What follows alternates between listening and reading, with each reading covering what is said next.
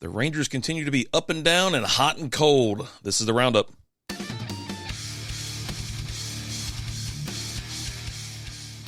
What is going on, Ranger fans? This is the Texas Rangers Roundup. I'm RD. Happy Monday to you. Happy one day late on the Happy Father's Day to all the dads out there. I had a long weekend, basic stuff. Go to some breweries, stay out too late, do some manual labor. By the time Monday rolls around, you're exhausted, you're beaten down.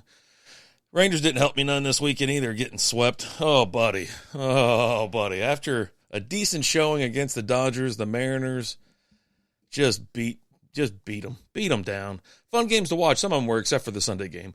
The Saturday game was enjoyable as well. It gave you some late inning thrills or whatever. Anyways, let's hop on into it, shall we? All right. Well, they had a 3-game series against the Dodgers, 3-game series against the Seattle Mariners, all on the road, obviously. So we're going to pop in with the Dodgers. I didn't get a chance to do a review or a show after the Dodgers series, so we're going to lump these in together, call it a week, and then we'll get talking about the upcoming games. Game 1, Dodgers, Rangers. Blowout city, baby. Dodgers put up 15 runs on 14 hits and no errors. Rangers put up 2 runs on 5 hits and no errors. Paxton gets the win. He's 6-1 with a 3.92 ERA. Dunning gets the loss. He's 4-5 with a 4.80 ERA. I mean, the Dodgers just teed off. The big inning, they cracked open 3 in the first, 3 in the fourth, added 1 in the fifth, and then the 6th innings when it truly got out of hand. They score 7 in the 6th. If you were looking at your phone, if you have alerts that come across, it's like a 2-run homer, 2-run homer, 2-run homer. It was bonkers. So, anyways, you're like, well, this sucks. How's it going to go? Looking forward. All of your top performers are the Dodgers, so we don't need to get into that. Rangers had 1 home run versus the Dodgers 5, 30 total bases versus the Rangers 8, 1 stolen base by the Dodgers. Dodgers left 7 on, Rangers left 5 on. Like I said, there's no errors, clean sheet here. But, yeah. And you're like, okay, well, is this how the series is going to go? They're just going to tee off on us every single night? Not the case. Not the case at all. Pop into game 2, Rangers win 3-2. They put up 3 runs on 8 hits, no errors. Dodgers put up 2 runs on 7 hits, and they have 2 errors. Latz gets the win. He's 2-1 with a 2.83 ERA.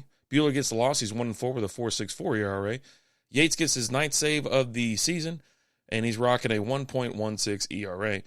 Dodgers get going in the first. They score 1 in the first. Rangers score all 3 of their runs in the 5th.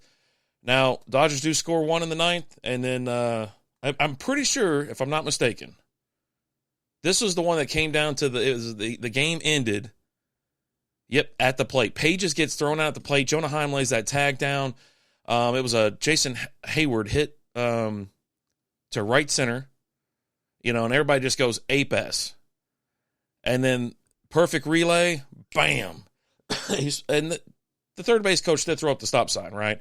But great execution, great relay, great tag by Heim, and that's the ball game. Play at the plate, awesome way to end the game, and they get the dub. So good stuff on that.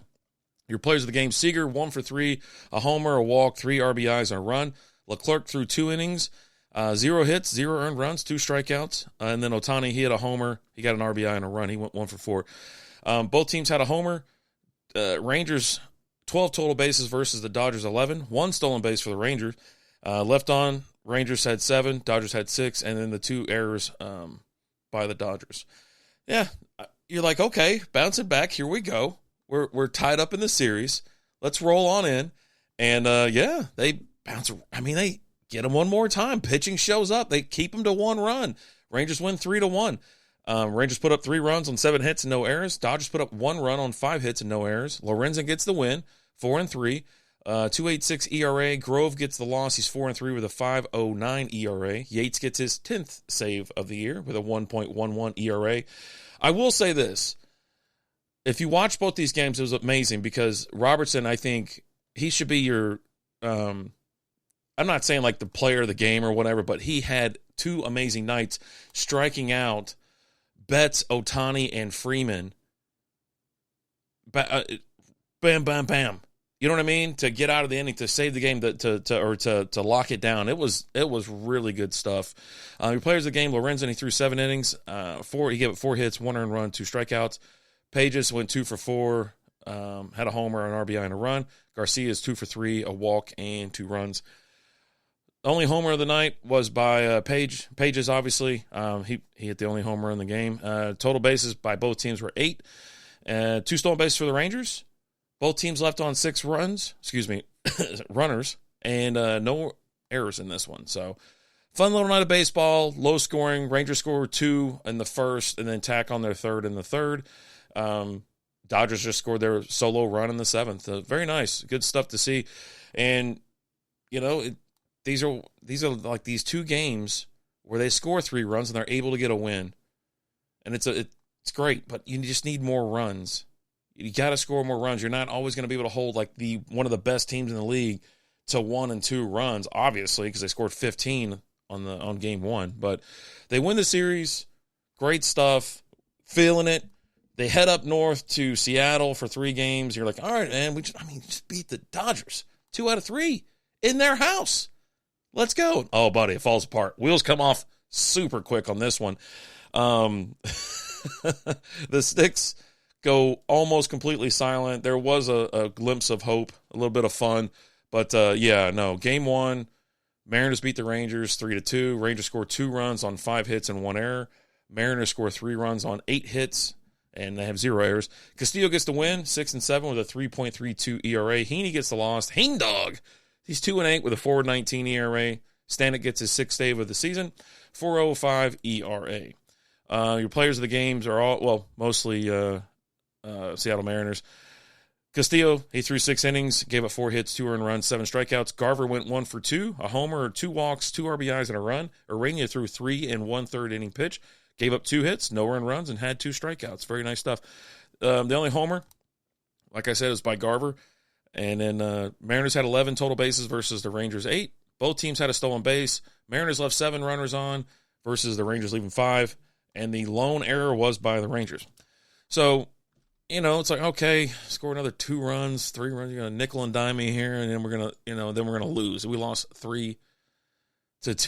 And both teams scored 2 of their runs in the first. Rangers scored 2, Mariners scored 2, and then the Mariners just tacked on that extra run in the third. Nothing really cooking. 5 hits, that's not, it's just not going to get it done. I don't know what's going on, to be honest with you. It baffles me how stagnant these games can be. And then here's Saturday's game. It was a little bit more entertaining. They do lose. It's 5-7. Rangers scored 5 runs on 9 hits, had an error. Mariners scored 7 runs on 7 hits and had an error. Kirby gets the win. He's 6-5 with a 3.54 ERA. Eovaldi gets the loss. He's 3-3 with a 3.15 ERA. Stanek, 7th save of the season, 4.00 ERA. Now, Mariners score 1 in the bottom of the first, 3 in the bottom of the third. Rangers put up 1 in the 5th. Mariners counter 1 in the 7th, and then 2 in the bottom of the 8th. Rangers score 4 in the 9th, the top of the 9th. And this is what I'm saying. It was like, we're sitting at the bar, and, we're like, they're putting on runs. They're getting hits. Here they come. I was like, here they come. And it's like, Simeon's up. Okay, great. Here we get Seager. And I'm like, oh, man, we're going to, no. Seager, I think, grounded to like a dribbler to first base. I thought he was going to crush one. He was swinging for the fences. He was trying to. I was super excited. I was like, oh, let's go. And, like, God, I couldn't believe it. I had to watch, at least it had some dramatics at the end. They just scored 4 in the 9th. It was great. They had the conga line going. It was amazing. Anyways, top performers, Rojas, 2 for 3, a homer, 2 walks, 3 RBIs, 3 runs. Kirby threw 6 innings pitched, gave up 3 hits, no earned runs, and 6 strikeouts. Simeon, 3 for 4, baby. Double, walk, 3 RBIs, and a stolen base. There was 2 homers. Both were by the Mariners. Total bases, Mariners had 13 to the Rangers 10. There were 7 stolen bases in this game. 4 by the Mariners, 3 by the Rangers. Unbelievable. Mariners left 8 runners on versus the Rangers 6. Both teams had an error, so there you go. It's like, okay, cool. You're losing a couple of these kind of close, and they're exciting. And then Sunday rolls around and they're like, hey, happy Father's Day. We're going to give you a big old goose egg. Mariners shut out the Rangers 5-0. They had 2 freaking hits, 0 runs, 2 hits, no errors. Mariners put up 5 runs on 6 hits and 0 errors. Gilbert gets the win, 4-4 with a 2.93 ERA. Dunning gets another loss, 4-6. He's 4-6 with a 4.73 ERA. Apologies, I'm just kind of bouncing all over the place. But your top performers, Gilbert, he got the win through 8 innings. Only gave up 2 hits, no earned runs, 9 strikeouts. Dunning, he threw 4 2/3, gave up 4 hits, 2 earned runs, and 8 strikeouts. And then Rayleigh, he went, 1 for 3, had a double, a walk, RBI, and a run. Now, only 1 home run in this game is by the Mariners. 12 total bases for the Mariners in this one versus the Rangers, just dismal 3. 1 stolen base by the Mariners, and then Mariners left 6 on versus the Rangers leaving 2 on. No errors in this one. So, after getting the sticks kind of going, you lost the Saturday night game, but you showed a little bit of pep in your step, a little bit of poise, a little scratch, and then you get goose egg, dude. Like, come on. I don't know. It's laughable at this point. I think you just have to laugh just so you. I was saying it's only April, right? And I was saying it's only May, and we're halfway through June. There's still a ton of baseball to be played, but they need to kind of start righting the ship here. Now, there are some severe, there's injuries and whatnot that they've been fighting with the entire time. They're getting players back. Players are being assigned, and they're doing their rehab assignments or whatever.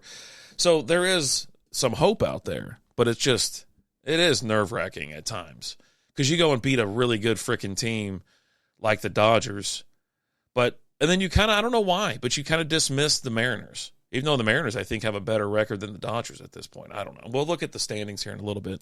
But, it really does, you start to kind of doubt what's going on. Can the sticks even get – at this point, who cares about pitching if you can't score any runs? But you did win some close ones by only putting up 3 runs.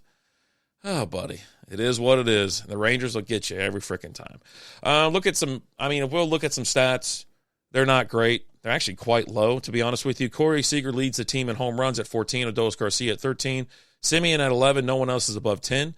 Batting average, Josh Smith, 294, Marcus Simeon, 261, Corey Seager, 258. Those are your leaders. And then you have OPS, Josh Smith, 820, Corey Seager, 807, Marcus Simeon, 758. Decent numbers for that, but, if you're not getting it done, it kind of sucks. Let's be honest here.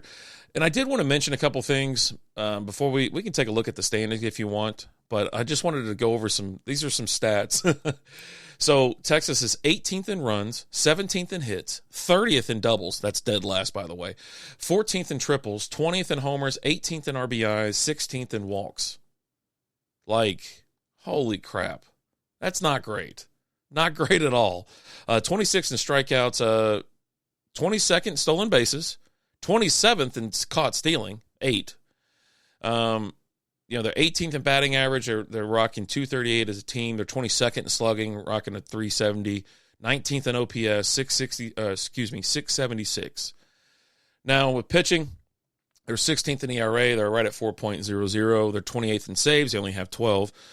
30th in save opportunities, 20. They're dead last. 15th in strikeouts, 20th in whip with a 1.28.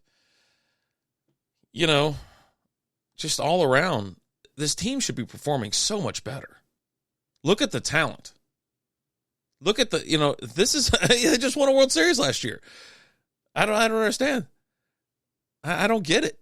Don't get it at all. And I'm not gonna sit here and chat about it even more because what am I going to do? Just beat myself down. All right, so here's the West. Seattle Mariners are obviously in first place, 43-31 with a 581 win percentage, or 27-12 at home, 16-19 away, a plus 19 on the runs scored versus runs allowed differential. They're on a 3-game winning streak thanks to the Rangers. They're 7-3 in their last 10. Second place, it's getting a little dicey, getting a little hairy, getting a little close. Rangers are 33-38 with a 465 win percentage, 16-17 at home, 17-21 away. 300 runs scored, 305 runs allowed. They are -5 on the differential. It's crazy. 3-game losing streak. They're 4-6 in their last 10. Astros are a half game back. That's right. They've lost one more game. 33-39, 458 win percentage. They are 500 at home, 19-19, and 14-20 away. They are +4 on the run differential, scoring versus runs allowed. They're on a 1-game winning streak, if you want to call it a streak. It's 5-5 in the last 10. Angels aren't too far behind. You know, they're 13.5 games back. So the Rangers are 8.5 games back on the Seattle Mariners. Astros are 9 games back. Angels are 13.5 games back. Well within striking distance. This seems to be the worst division at the moment. I mean, the East, the NL East will say something about that, but at least they have a really good team, the Phillies. But everybody, I mean, this is a pretty soft division. What are you going to do? And the Athletics are 17 games back. It doesn't matter. I mean, they're not going anywhere. Their run, you want to know something funny? Their run differential is -92. That's insane. They've lost their last 9 games, which I think is the biggest losing streak at the moment, if I'm not mistaken. Yeah. So I'll bet on the Athletics to lose again today, and I'll fix that streak. God, that is terrible. But there's plenty of time to pull up. Oh, buddy. Anyways, Rangers they're back in Arlington. They got a nice little week-long series hosting the Mets and the Royals. We're only going to look at the Mets this time.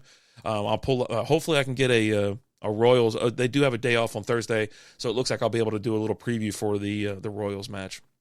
So, and both games are 3-game series, so nothing crazy long, nothing too short. So 3 games, your standard.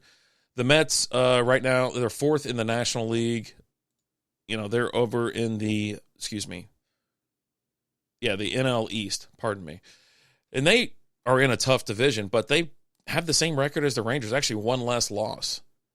So, you know, you're kind of hoping like, oh yeah, we're gonna see how this goes, and hopefully take advantage of a bad team. But the Rangers are a bad team, and I'll tell you this. Here's a fun little fact for you. It's kind of stupid, but I'm gonna mention it because it gets brought up. So Grimace threw out the first pitch 5 games ago for the New York Mets.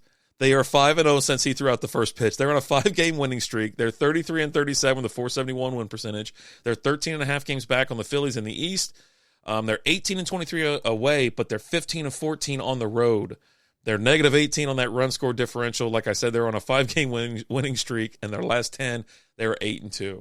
They are a hot-ass team coming to Arlington to ruin your week.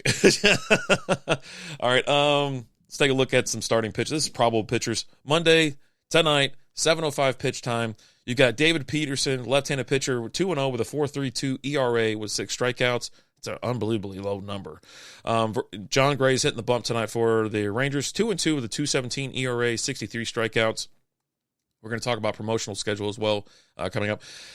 Tuesday, June 18th, tomorrow, baby, 7:05 pitch. Lorenzen hits the bump, 4-3 with a 2.86 ERA, 47 strikeouts. Going up against Luis Severino, right-handed pitcher. He's 4-2 with a 3.12 ERA with 60 strikeouts. And then the finale, Heen Dogs hitting the mound Wednesday. All these games are at 7:05. I expected a day game in here, but maybe that might be in a couple weeks. Excuse me. Sean Manaea, I don't know if I said that right. Left-handed pitcher, he's 4-3, 4.11 ERA, and a 67 strikeouts. Heen Dogs 2-8 with a 4.19 ERA, 62 strikeouts. So there you go. And then, like I said, Royals, they'll be in town on Friday after a day off for the Rangers, and then Saturday is a day game. And we'll talk more about the Royals on Thursday. Promotional schedule time, folks.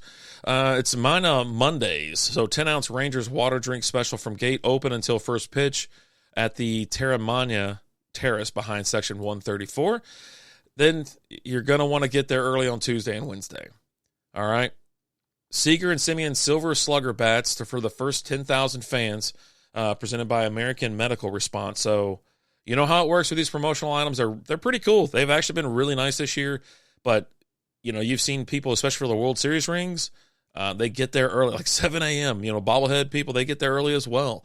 So that's a pretty cool little, you get Seager and Simeon Silver Slugger bats. And then on Wednesday, Marcus Semien replica postseason jersey for the first 15,000 fans. This is presented by Dairy Max. And it's dollar hot dog night, so you can stuff all those dollar hot dogs in your cargo shorts and get you a free jersey while you're out there. We had a hot dog eating contest one time. I think it was Alan and Hobby and myself, and they'd come by, and they wrap them so damn tight so that, like, the bun is just smushed. It's not like, this is back in the old days, though. This isn't at the new ballpark. I don't know how they do it. I haven't been out there on a dollar Wednesday night. But it was like it was back when guys wore cargo shorts too. So we just stuff in like 10 hot dogs in each pocket and just like, all right, we're going to have a hot dog eating contest. A lot of fun. I mean, I miss being younger, doing stupid stuff. But now, hell, I don't even know how many hot dogs I really could eat. Maybe we'll have a contest on that for Strikeout Beer. I got to ask Alan about that. What is this? Okay. I don't know what's going on. I was trying to take a look at my soundboard here, and it's all of a sudden changing settings on me. But yeah, maybe we'll have one of those contests. We'll see. But definitely check out Strikeout Beer, 8 p.m. Central Time. Live stream is every Wednesday. We do multiple shows throughout the week.